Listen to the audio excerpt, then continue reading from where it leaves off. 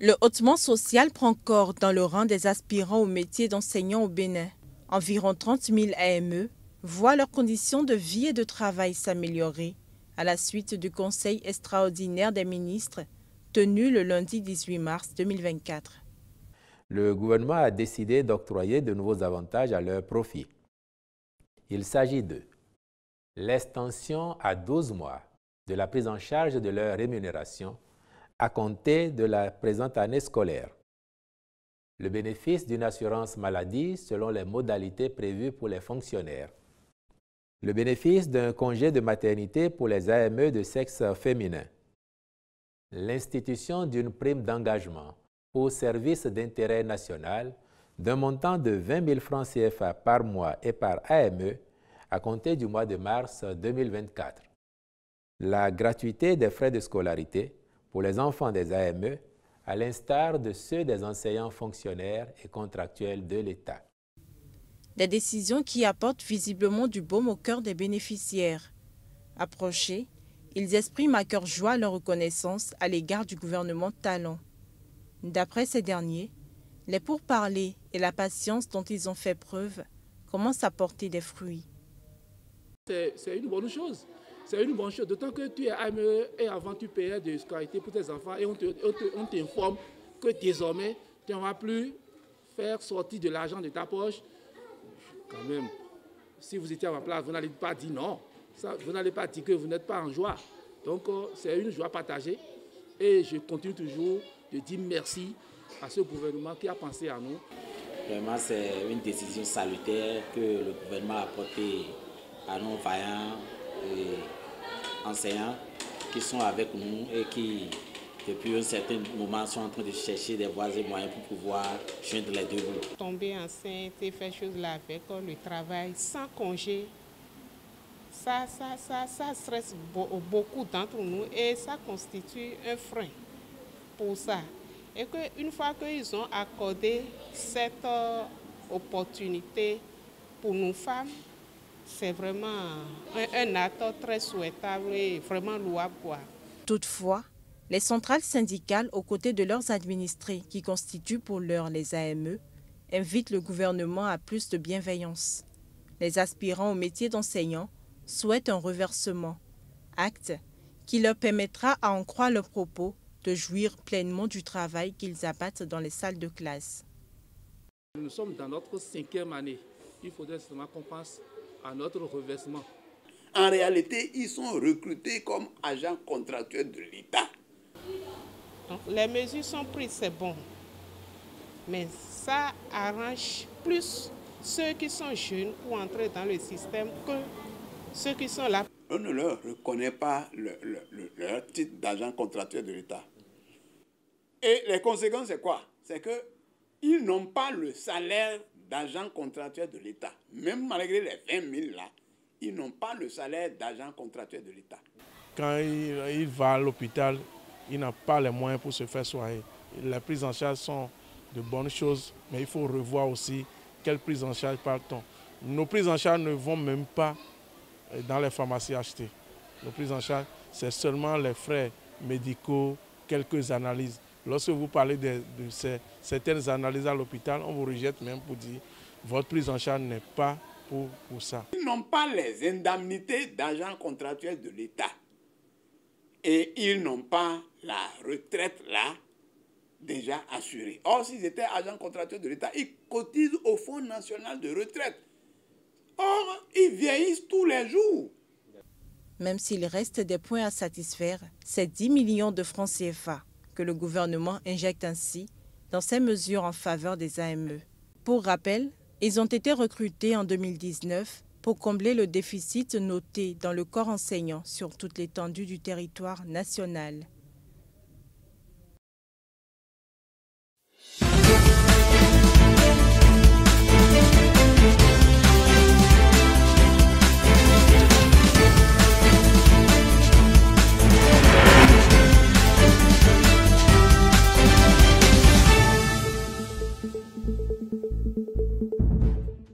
Tenant compte des plaidoyers divers, le Conseil a accordé la réintégration des 175 AME qui, en 2021, s'étaient rendus coupables de démobilisation de leurs collègues ou d'absence au poste pour fait de grève et suspendus de ce fait par leur ministère de tutelle.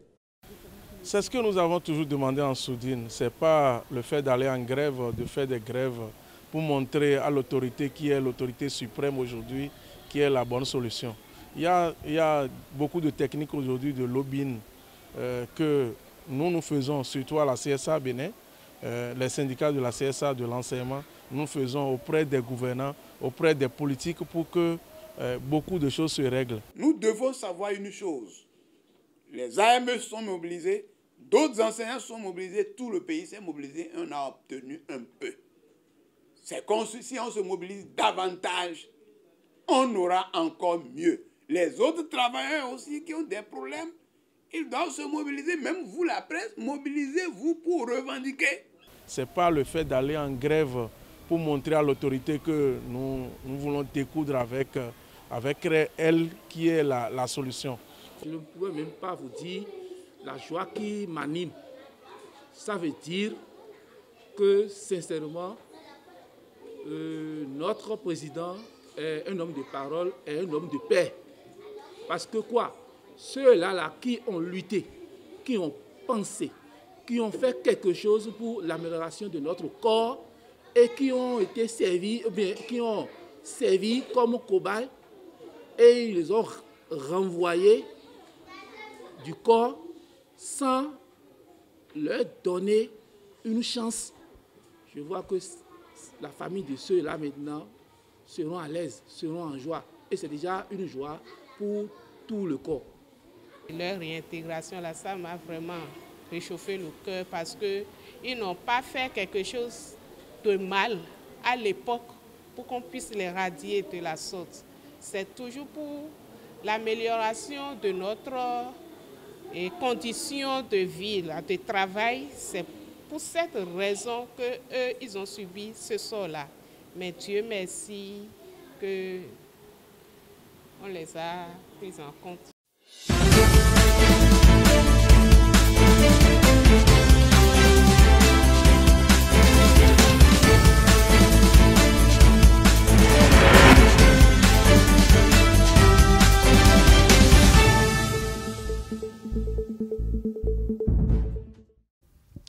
C'est désormais une habitude pour les Béninois. Dans les rues de Cotonou, le constat est flagrant.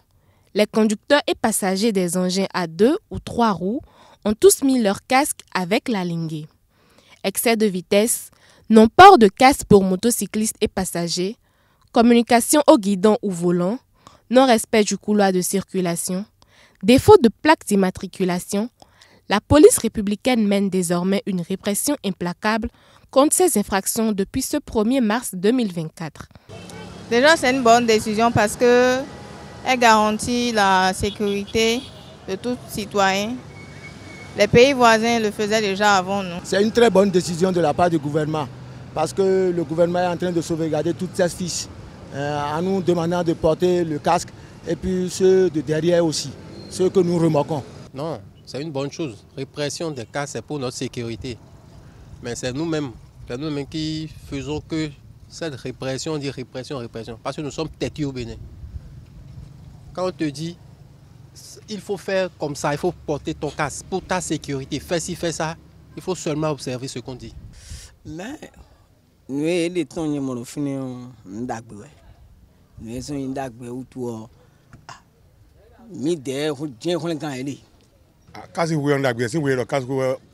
nous sommes dès qu'on descend ton bien c'est un beau faux peut-être pour aller goudron dit bon et ben le goudron dit et ben le mag fil le c'est $, mais oui c'est bon et nous policiers les pagaille bleu mais des soins pagaille bleu et donc ici un faux et ben donc on les met de goudron bon on doit mettre une jeté pour me traverser feu ouais bon aller va tomber à l'aise et la mesure selon la police républicaine vise à protéger la population contre les multiples cas d'accidents et parfois de décès sur nos routes.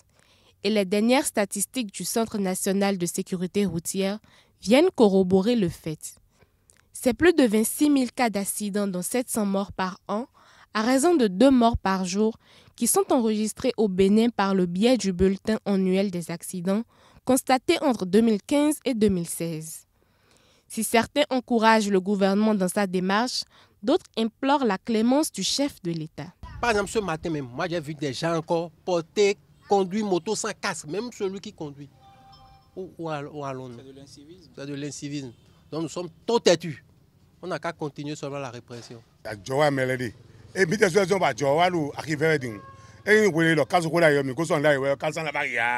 Répression des biens, nous maisons, mais c'est quoi d'eau, cassodi.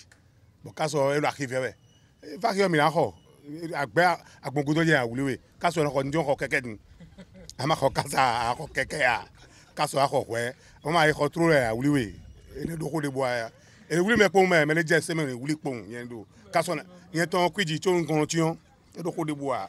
Les casques ont augmenté de prix. C'est un réel problème. Si l'État peut au moins subventionner ça, les vendeurs de casques pour qu'ils puissent réduire le coût, ça va faciliter la tâche à tout le monde. Vraiment, on sollicite vraiment la diligence du chef de l'État pour qu'ils viennent vraiment nous aider et puis la population aura, ça dit, encore une fois, on va encore crier son nom et dire l'abonnement qu'il est, il est toujours l'abonnement. Annoncé le 6 février, la répression est toujours en cours et la police républicaine compte maintenir le cap pour le bien des routiers.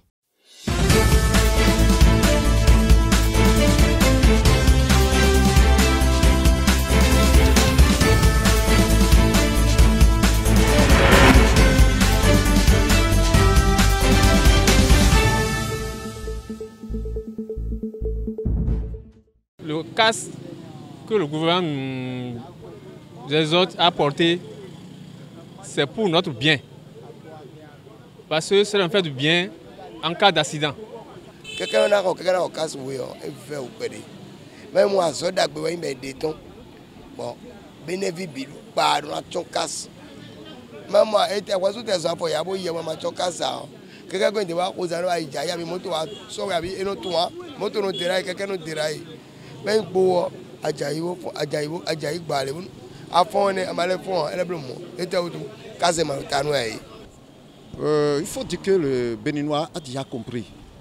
Et il faut, pour la preuve est que le jour qu'on devait commencer la répression, je pense que tout le monde était à jour. Vous allez penser que c'était déjà annoncé il y a 1 an, 2 ans.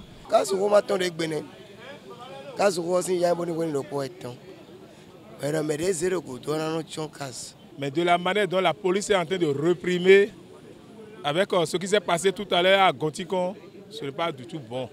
Je ne suis pas témoin, bon, on m'a fait le rapport des faits, parce que le Zémédia a pris un client qui a porté le casque. Mais il n'a pas mis le truc là. Mais le policier lui dit de descendre. C'est ça qui a fait que le Guégué a commenté dans le policier. Donc, mais des cases rotons, et qu'on doit rien dire. Mais des novices, nous avons policier, d'abord. Au client, souvent il y a tout le faut dire, ça veut dire, client des 0 gouttes. Quelqu'un a mon policier, elle a des cases en état. Le policier, elle a oublié ses millions. Donc, elle est bien, problème. Mais quand même, le policier peut lui dire, ah, pourquoi tu ne l'as pas porté à l'époque?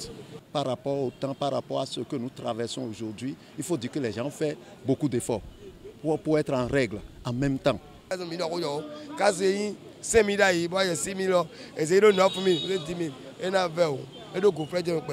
casque que nous payons bien avant l'intervention du directeur général de la police à la télévision, le casque que nous payons à 5 000 à 3 000, à notre grande surprise aujourd'hui, revenu à 12 000 jusqu'à 15 000. Mais les Béninois ont compris déjà qu'il faut faire d'efforts pour joindre les deux bouts. Et qu'aujourd'hui, le port de casque fait partie de ces efforts-là que nous devons faire pour préserver notre vie et joindre les deux bouts. Parce que quand vous ne vivez pas, vous ne pouvez pas vaquer à vos préoccupations, à vos travaux respectifs. Donc il faut que les Béninois fassent d'efforts, encore d'efforts, un peu d'efforts. On dit que quand il reste à faire, c'est que rien n'est fait. Donc il faut qu'ils fassent d'efforts quand même pour se mettre en règle. Écoutez-moi, j'ai envie de porter le casque. On me dit d'aller payer le casque qui a doublé de prix aujourd'hui. Il n'a qu'à nous assister. Les centres sociaux, les mesures sociales sont où? Nous sommes des Béninois. Hein? Aujourd'hui, sincèrement, ça ne va pas. Ça ne va pas. Hein? Chères autorités de mon pays, ayez pitié. Pitié.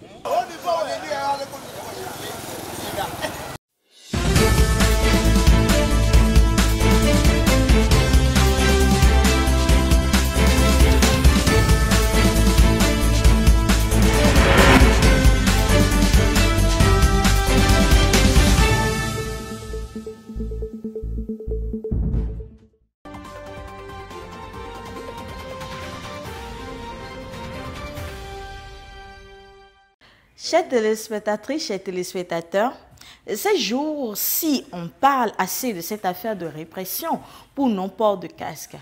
Aujourd'hui, je me propose de vous entretenir sur tout ce qui n'a pas toujours été dit sur ce sujet. Mon lointain oncle Soubérou, enseignant en service à l'Okosa, il avait une moto, il avait un casque. L'autre jour, il a remorqué une collègue qui, elle, n'avait pas de casque. Depuis, il a toujours son casque, mais il n'a plus de moto. Il attend le virement de son prochain salaire. Ensuite, il ira payer la somme de 10 000 francs CFA au trésor public à titre d'amende forfaitaire. Après, il se rendra au commissariat de police pour rentrer en possession de sa moto. Là-bas, j'espère qu'on l'obligera à payer des rétroviseurs pour sa moto avant de récupérer. Et j'espère aussi qu'on l'obligera à réparer les phares de sa moto. Lui qui a toujours repoussé au calendrier grec le projet d'immatriculation de sa moto. Et je me demande bien comment il va y échapper cette fois-ci. J'espère pour lui qu'après tout ça, il aura encore assez de moyens pour payer la fourrière et retourner enfin de nouveau chez lui avec sa moto. Nous n'en sommes pas encore là. Pour l'instant, mon oncle Soubérou n'a pas encore reçu son salaire du mois. Pour l'instant, sa moto est toujours au commissariat. Pour l'instant, il est piéton. Chose surprenante, quand il avait sa moto, il revenait à la maison toujours après 20 heures. Et depuis qu'il est devenu piéton, il est toujours à la maison avant 20 heures. Ne cherchez pas à comprendre, il n'y a rien à comprendre. Pour rien au monde, Samirat n'accepterait que Soubérou soit aperçu chez elle sans moto. Pour rien au monde, lui-même ne prendrait pas l'initiative de débarquer en piéton dans ce bar-restaurant où il adore retrouver ses amis. Depuis que sa moto est au commissariat, quand Soubérou a fini de dispenser son dernier cours de la journée, il prend directement le chemin de sa maison. Laissons Soubérou à son sort et osons une analyse lucide autour de cette opération de répression pour non-port de casque. En effet, une étude qui n'a pas encore été réalisée montre clairement que s'il y a plus de motos dans nos rues, alors il n'y aura plus d'accidents de la circulation provoqués par une moto. Suivant cette logique implacable, il suffit de diminuer considérablement le nombre de motos en circulation pour diminuer considérablement le nombre d'accidents sur nos routes. Ainsi donc, les centaines de personnes qui sont aujourd'hui privées de leur moto ne doivent surtout pas pleurer sur leur sort.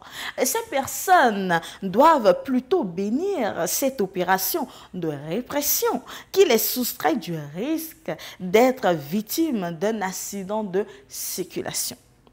Nous arrivons à cette brillante conclusion. Moins il y aura de motos sur nos routes, moins on aura des accidents de la route. Il urge donc d'accélérer cette opération de répression, mais aussi de l'élargir à d'autres motifs pour plus d'efficacité. Ainsi, il faudra désormais penser à confisquer aussi les motos de ceux qui n'ont pas de permis de conduire, confisquer les motos de ceux qui n'ont pas de boîte à pharmacie, confisquer les motos de ceux qui ont une vieille moto de plus de 2 ans. Chers téléspectatrices, chers téléspectateurs, je sais que vous aimez tout prendre au premier degré. Malgré tout, revenons à la réalité et permettez-moi de nous inviter à méditer sur cette actualité. A-t-on besoin qu'on en vienne à nous contraindre à protéger notre propre vie en portant un casque conforme aux normes quand nous sommes sur une moto? Bonne cogitation et bonsoir chez vous.